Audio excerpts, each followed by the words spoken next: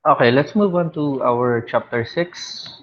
Okay, our chapter 6 is creating yung eye socket nung character natin, no? So by the way, um, uh, the file that we're going to use is yung file na previous na ginawa natin. So, yun yung gagamitin natin. I think that is chapter 5. No? Now, in here, you have to open your previous file and save it as chapter 6. No? Kasama yun sa mga isasubmit natin sa laboratory activities natin. Okay, dun sa submissions natin, the proper file name convention, the proper file name, kailangan tama siya para I could track yung ginagawa natin. Okay, so let me open my Maya first.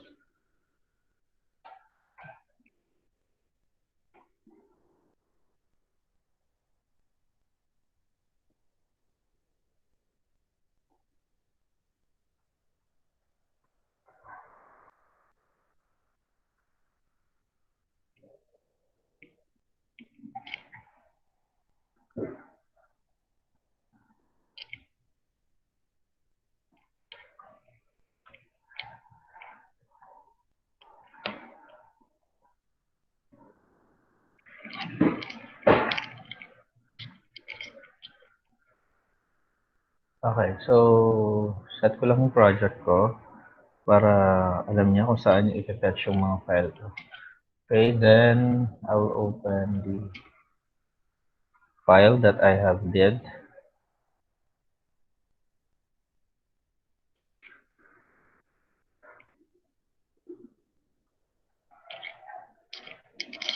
Okay, this is the last or the previous file that we have did, no? Iko-continue lang natin siya. So, what we're going to do today is we are going to create the eye socket, no? Yung lalagyanan nung eye natin. Okay? Now, open the previous file and then add the edge loop. Okay, so bago natin i-add yung edge loop, explain ko lang why do we need to add an edge loop. Now, looking at this model, kung mapapansin natin, no? Yung eye kasi natin, mag-vary siya dito. So, dito siya may insert. Now, the problem is, if we're just going to extrude somewhere here, no? So, halimbawa, ganyan natin siya, no? Tapos, edit mesh, extrude. Let's say, for example, this is not the way. Okay. So, gawin ko lang tong one. In-extrude natin siya just like this. Actually, okay naman siya. Kaso ang problema, there would be a problem later on. It would give us a hard time, especially kung mapapansin natin yung intersection of edges dito sa isang vertex na to. Ilan yung nag-intersect sa kanya? 1, 2, 3, 4, 5, 6, 6. No? So, there might be a probability later on na mahirapan tayo. So, even sa animation natin, mahirapan tayo dyan. So, instead of doing this, no, we will give a proper inset for the edge loop, no, dun sa eye natin. So, I'm just going to control V this kasi hindi natin siya kailangan. Okay. Now, going back here, mag-add tayo ng edge loop, no? Mag-add tayo ng edge loop in here, no? To create enough spacing. So, saan yan? Mesh tools, no? Make sure you are at the edge and then edit mesh tools, insert edge loop.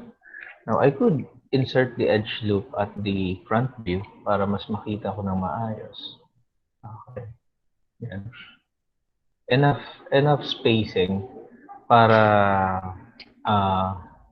to give inset dun sa kukunin nating eye socket, no? Now, after that, select natin yung face and then let's extrude it na medyo similar dito sa mata ng character natin. So I'll have face, no? Okay, so in the face, okay, so I'll face up, yeah.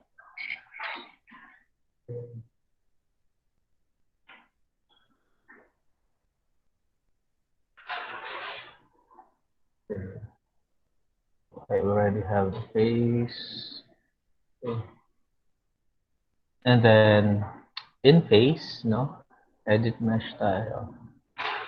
And then, extrude. Now, this is the time we're in. Palitan ko lang to ng 1. Kasi magkakaroon siya ng additional segments dyan for sure. Okay, so I could just make an extrusion somewhere here, no? Para mas makita na natin agad dito. Okay. I could do this already. Then I could already move this. Kung mapapansin natin, bakit isang eye lang, yung isa hindi natin siya minodel or in-adjust symmetrically. Now, we don't need to do that kasi later on naman, what we're going to do is we're just going to copy the half, no? Since parehas lang din naman sila. Okay, so once done, medyo kunin natin yung medyo malapit, no? Dun sa eye natin, just like on the image. No? So extrude the face of the eye and then edit mesh. That's it, no? After which, okay, hindi kasi natin to yung curvature kasi hindi natin magagawa agad-agad. Kasi we only have 4 vertex, that means we only have 4 sides. So in that case, we have to add additional edge loop dun sa ginagawa natin. So we're going to add additional edge loop at the center of the eye and then at the other side. So parang pa-cross, just like this. Ayan. Okay.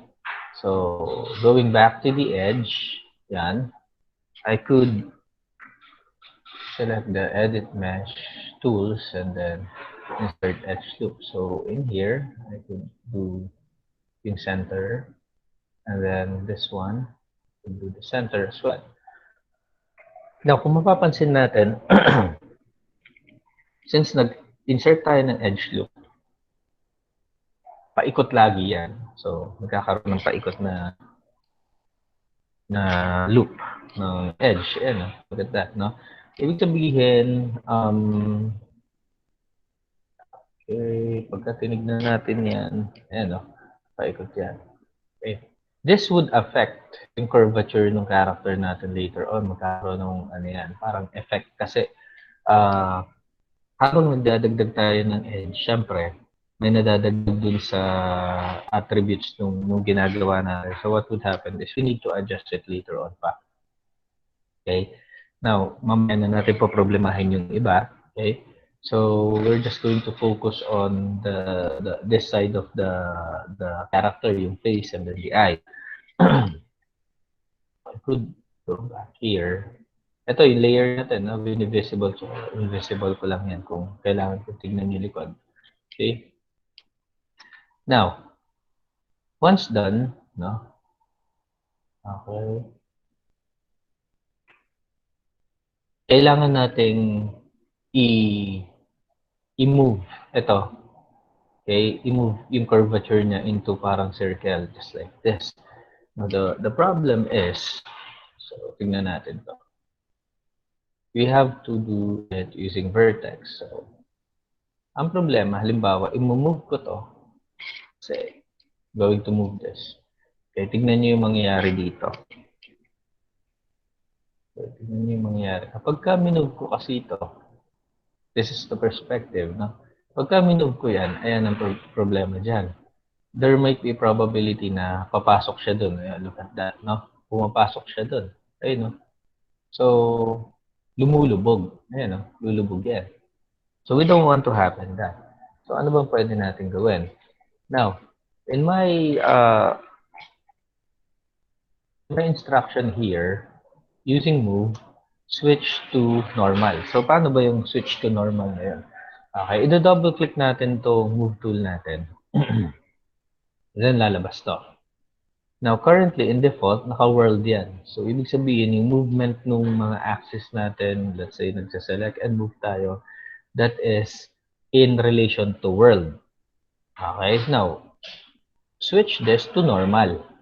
Okay, Ang ibig sabihin ng normal is it would going to slide based dun sa face nung character mo, no? So hindi siya mag-o-oppose dun sa direction ng character mo, pero ang susundin niya is kung ano yung lapat nung nandun sa character natin. So, in that case, so we could adjust this already na wala tayong aalalahanin na baka lulubog siya kasi dun lang siya mag-i-stay sa lapat ng character natin. Okay, so let's say I would now going to adjust this.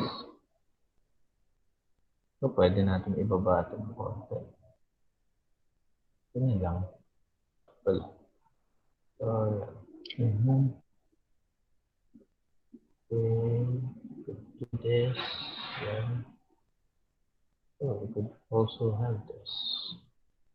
Yan. Okay. So, pag tinignan natin, ito na yung itsura niya. Mm-hmm. Ay, hindi lumubog, no? Hindi lumubog. Ganyan pa rin siya. Okay. Now, ito, i-adjust din natin yung part ng lip ng character natin.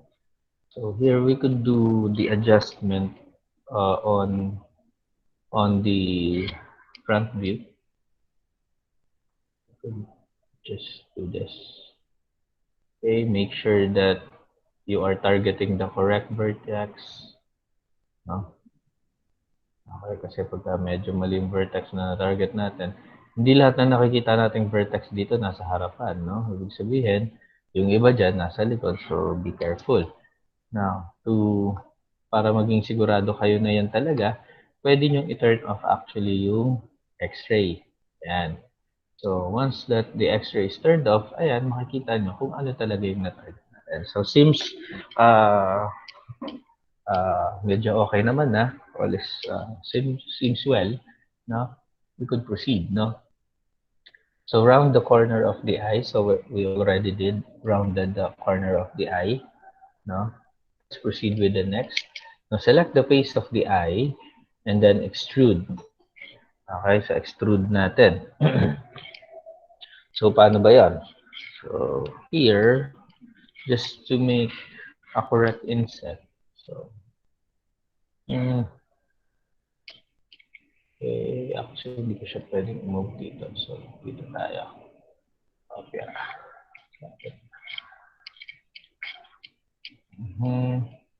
So, using face, select natin to. And then, let me just zoom it in para mas makita natin ng maayos. Okay, then using edit mesh, I could now extrude this. Extrude lang natin siya ng konti. And makikita natin ang daming linya doon kasi naka-default siya ng 4. Let's make it 1. Okay, so yan. So enough space para doon sa eyeball natin. Yung eyeball natin kasi sphere lang yun later on. Siya yung isa sa mga pinakamadadali. Okay, so yan. So enough space. And then once okay, just hit delete. So mabubuti siya. Okay, so hit delete. Yan. So, okay. So, sasalpak lang naman natin yung ano natin dyan. Eh, huwag masyadong what they call this, malalim yung gagawin nating spacing, yung inset na ginagawa natin dito. Okay? So, yan, hit delete. And then, let's add additional edge loop around the eye and then adjust. So, here, let's add additional edge loop. Actually, pwede na tayo dito edge. So, para kitang-kita natin, edit mesh. Okay, insert edge loop here. Okay, yung medyo maiihiwalay natin dito. Yan. So, once okay, pwede natin i-adjust using here. Switch tayo ng select mode. Okay, so ito yung problema dyan. Kailangan natin i-adjust to. Okay, so since i-adjust natin, hindi kasi natin pwedeng i-tolerate yung ganito kalapit na vertex, no? So we need to give proper spacing for animation. Okay, so what we're going to do is ito, i-double click ko siya, naka-edge pa rin ako, and then shift, Yan. So, para paikot yung pagkakaselect ko. So, sinelect ko lahat yon. Tanggalin ko muna yung pagkaka-show nun. Okay, so, ito. Nakaselect lahat yan, paikot. No? And then, I would give proper spacing para dun sa ano ko. Opya. Hindi ko siya kailangan kong ibalik yung normal ko into world. Okay, para ma-move ko siya ng maayos. Okay, so let's just give proper spacing dun sa eye. Yan. I think this is enough. Okay, so yan, here. That case, yan. Okay na siya. So, balik natin to and then balik natin sa pagiging X-ray. Okay, so in here, we could now move with the vertex, and then we could do some yeah. So then, yeah, then I'm gonna select them.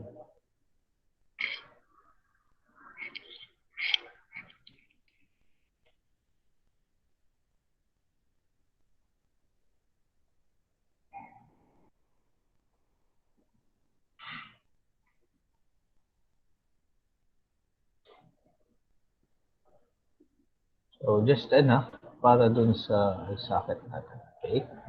So yeah, no? So here, yeah. So may eye socket na tayo. Pero this is not yet finished. No? There might be a probability na mag-a-adjust pa tayo konti dyan mamaya. So we're going to look at it. Ito na yung itsura niya. Okay, and then if we use number 3 here, ayan, no? Okay, yan na siya. Yan na yung eye socket na ginawa natin kanina. Okay, and then the good thing is, yung topology natin dito, yan, yung topology ng wireframe natin, the face topology natin is correct pa rin. So even if we blink yung mga eye niyan mamaya, okay, ang mangyayari is, hindi siya makukusot, hindi siya maluloko. Okay? So, question here? Question? Wala? Okay, that ends yung making the eye socket. Actually, ang ginawa pa lang natin is yung eye socket, no? Hindi pa natin talagang pinino, no? Pinakinis masyado kasi yung last dito is yung detailing, maya-maya pa yan. Okay? So, yan, no? Okay, so let us open another one. Okay.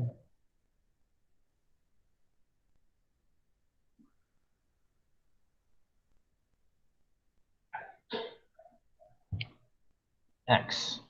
This is the chapter 7, adding details to your face. Okay, so still ito pa rin yan, no? So let me just duplicate this. Let's see.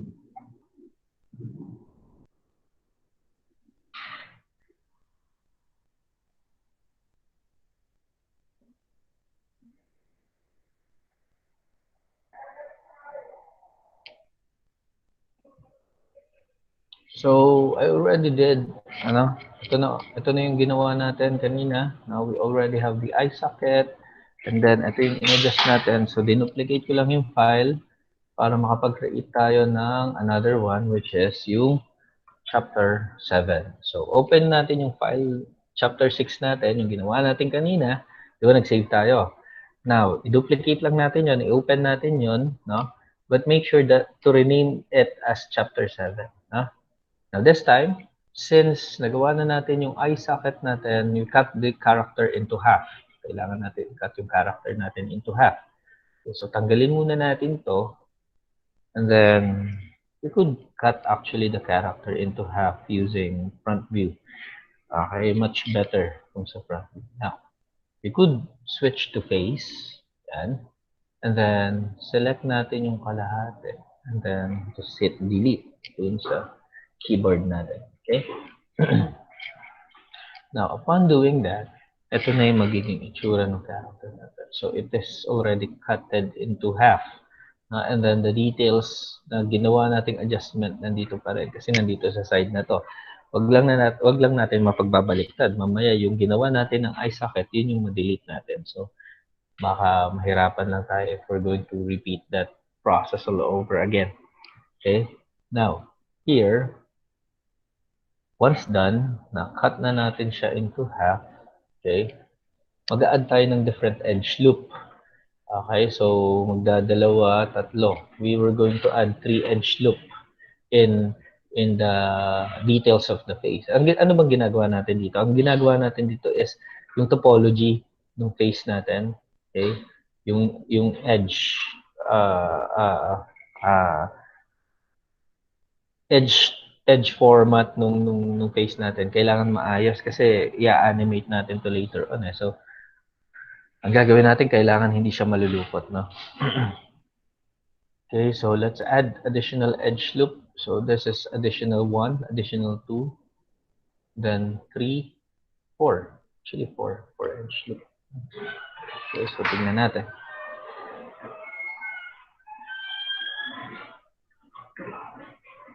So here, okay, mag-add tayo ng isa dito, isa dito. Okay, so edge. Okay, so mesh tools, insert edge loop. So isa dito. And we could do another one here. Okay, paikot yan. Paikot yung edge loop niya. And then dito, isa sa bibig. Somewhere here. Yeah. Then let's turn off the edge loop. So tingnan natin. Ito yung mga na-add sa'yo. Yan. Okay, so yung sa taas. Ito. Okay. So, ang problema mo dito, dahil nagkaroon siya ng edge dito, another edge dito, maapektuhan yung ano natin dyan, vertex, yung curvature natin dito, yung pagiging curve niya. Magiging flat yan kasi additional 3 edges yung na-add. So, in here, but anyway, dun yan sa isa pang topic natin. Okay? So, ano ba ginawa natin? So, we just did to add additional kasi ang ginagawa natin is detail of the face. Okay? Now, we were going to remodel the eye socket no into quite like this. Okay, so yung medyo mas ano pa, what do you call this? Mas bilog pa. So how? So going back in our model here, we could do it using the front view. Do it using the front view here, and then let's make this one visible. And then using vertex, then we could actually remodel this and yeah. Okay. Okay. So ito pwede natin ilapit to ng konti. Could do the world ano muna natin. Gawin muna natin siya ulit normal para sigurado lang tayo na hindi natin siya magagalaw. Yan. So here ano yung mga inad nating edge loop. What is it? Zoom out siya ng sobrang zoom out. Okay, so, pagka ginagawa natin siya, medyo kunin nyo siya ng medyo malapit. No? Okay, so I think this is enough. Now, you could see the reference here. Yan, pwede natin gayahin yan. Now, ito, gawin na natin. This is the newly added edge loop here. Kunin natin siya. Actually,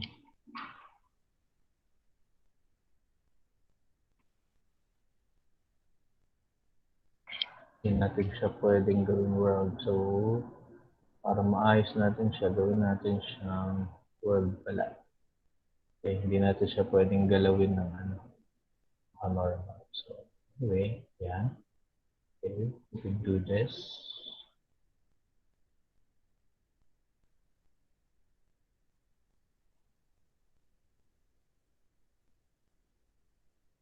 Mas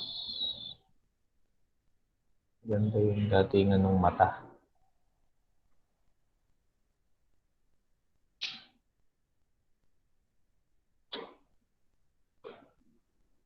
mas magiging bilog. And so, this is much better. Okay? Actually, pwede pa natin ibaba ng konti. Ayan. Ito rin. Okay. So, yan na. Now, pwede na nating i-adjust yung mouth. Bandang mouth. Pero bago natin gawin yan, pwede muna natin siyang i-chat here. Let's make it Q. Okay, para yan. So, let's make it 3. Yan. So, much better na yung eye socket natin. Okay? So, then, we'll have this one again. Now, here, I'm going to adjust this now. Kailangan medyo nakapantay to dito. Tapos medyo hihilahin natin ng nakalabas ng konti yung parang face yung cheek ng character natin dito eh. So here, I could do vertex here. Then select ko to. And then I just going to rotate this. Tanggalin muna natin to. Okay, I'm just going to rotate this and then hit shift para ma-select ko yung pivot, then double click. Ayan. So yun lang yung kailangan kong kunin doon. And then I could just make this one up. Ayan. Para medyo ilalabas ko lang ng konti yung cheek ng character ko. Okay, so I could just adjust this. Okay. Okay. Yan, no? Para medyo nakalabas yung cheek ng character. Yeah.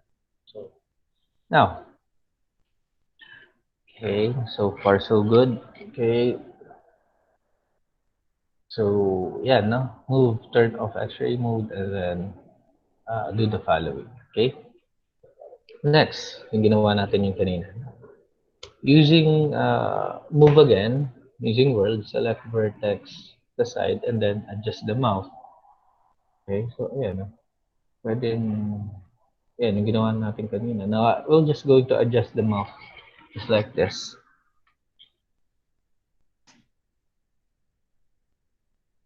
We could do this one selected. Okay. Akin natin ang konti. Huwag naman masyadong angat na angat. Just like this, I think this will be. And then check nyo rin dito, no, kung okay lang ba yung sa cavity. Mamaya may na-move tayo. So, yan. So far wala naman akong na-move. And then the last step is you make a default smile. Kasi gusto natin parang happy yung character natin. So we're going to create a default smile for that. Dito na lang sa person. Okay. So we could do yung default smile sa kanya. Okay, so kung mapapansin natin, no, mas malaki yung labi dito sa ilalim. Mas okay lang naman yun kasi usually the left mas talaga, mas malaki talaga yung sa ilalim. So I'm just going to select this. Just this.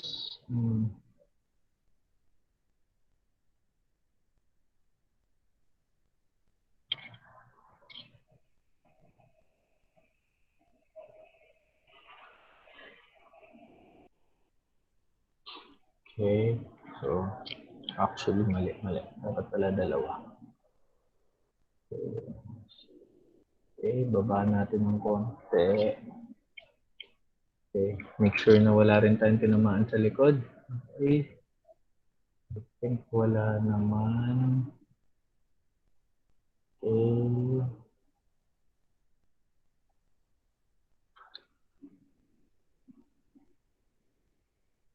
And then this two here. So, ganyan na lang natin para siguradong wala tayong tatamaan.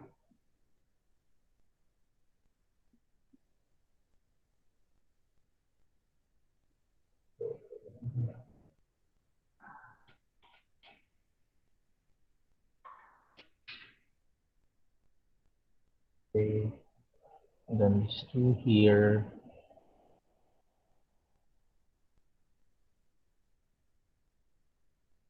We can do this. And then, syempre, adjust din natin to. We can do this one. Okay. Pwede namang in group. So, yan.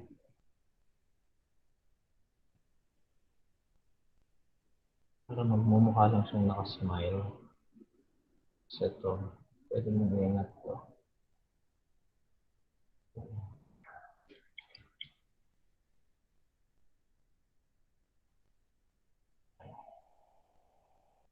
Okay, so I think medyo parang malungkot pa rin yung character natin. So, yan. Okay. I think angat pa natin ito ng konti.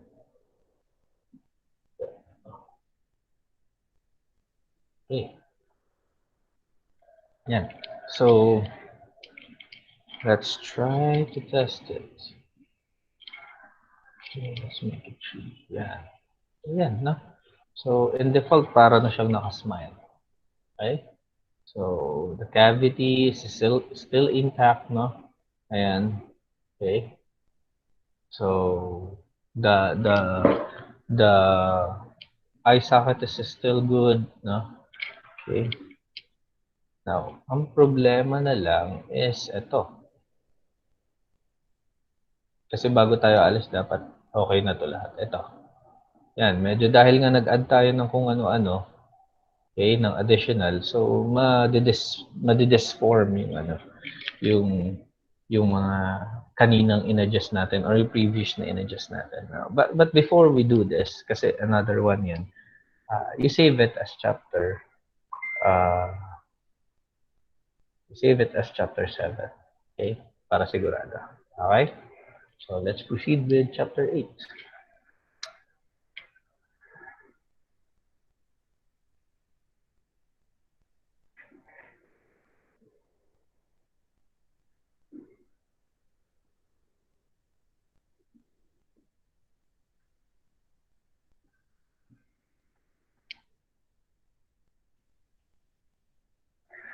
Okay, chapter 8 is the last time for refining the body, no? Kasi after this, yung susunod na natin dito is yung susunod na chapter na natin is yung extruding the hands na and so on. Okay? So, yan. So, open the file chapter 7 and then save it as chapter 8. So, yan na yung ginawa natin. And then, add an edge loop. Mag-add tayo ng edge loop. Ito. Add tayo ng edge loop here. Okay, so, select natin yan. Ito pa rin. No? Add lang tayo ng isa pang edge loop dito para mas detalyado. Yeah, actually, wala naman tayong gagawin na ano doon. Right click, edge, edit mesh, tools, insert edge loop. Okay, basta may enough spacing lang siya. Kasi, bakit tayo naglalagay ng mga ganito? Kasi, may mangyayaring animation dyan eh. Yung pag-corrupt, gano'n, no? Okay. So, kailangan natin lagyan ng mga ganyan to give enough space. Now, refining the bodies, hit the 3 images on the front and then on the top. Tignan natin. Okay. Back to selection. Yung front natin. Kita natin to. Okay, tignan natin kung ano-ano yung mga, di ba, pinakita ko sa inyo kanina kung ano-ano yung mga na-disalign. Okay, ito yung mga na-disalign. Na pagka nag-3 tayo, yan, nakita natin yung mga na-disalign. Okay, so, in here, we have to refine it. So, kailangan natin ayusin to. So, right-click tayo, vertex, using vertex. Now, by 2, yung pag-ano natin, is select. Okay, so, 2, okay. Here,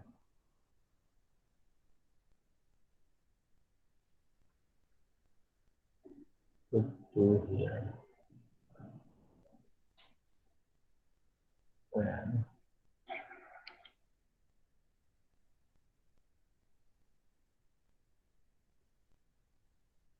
Oops, mali ako doon. Should be dalawa. Should be 2. para proportion pa rin. Okay, wag isa yung pag-a-adjust, dalawa dapat. So, here, and then here. Yung sa baba, hindi pa natin i-adjust yan kasi wala naman tayo pang ginagawa sa may bandang foot. Ito. So, most probably, hindi pa yan disalign. Okay. So, that ends yung sa sa gilid. Now, let's see at the, ito, yung problema natin. Itong front, okay lang yan eh. Itong front kasi may face tayo dyan. Pero yung sa likod kasi, ito, yan, na-disalign din siya eh. Okay, pero yung sa likod kasi wala naman tayong mata dun eh. So, mapapansin natin yung congestion ng vertices dito, madami kasi may details na tayo dito eh. Diba? Meron na tayong eye socket, may mouth na tayo dyan, may cavity, and so on. So, madami talaga. So, okay lang yan, na i-leave natin to. Pero ito dapat to, round pa rin to. Okay? So, ito yung i-adjust natin. Let's have a few adjustment here. Okay, so pwedeng ganyan. Ganyan lang natin. Tapos, para lang maging semicircle yung nandun. Then, we'll do this already. Okay. Zoom it in para mas makita nyo. Shift lang yun para shift again.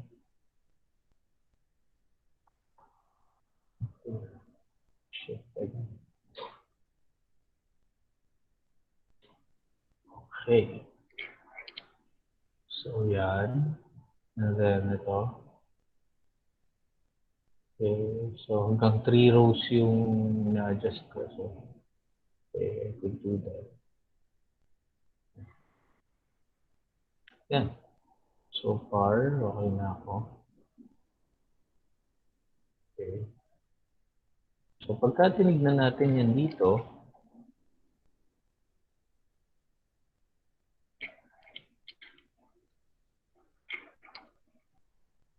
yan. So, proportion siya. Spherical. So, pagka tinignan natin dito, yan. Nakakita. Right view.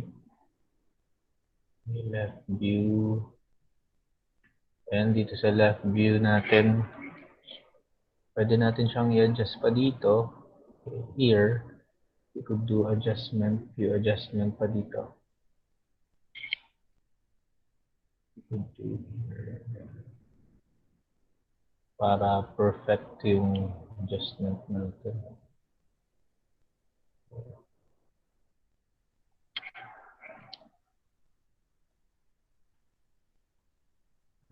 Choose.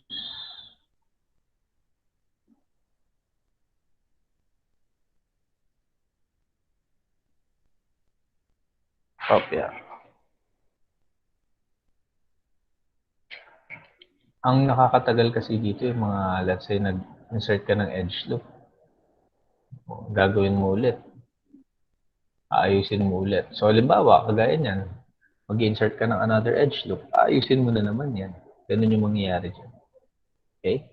So, okay na ako dito sa likod. We're going to look at this again. Ayan. So, mas maayos na siya. Kumpara kanina. Okay? Yeah. So what we're going to do is we are just going to extrude the half,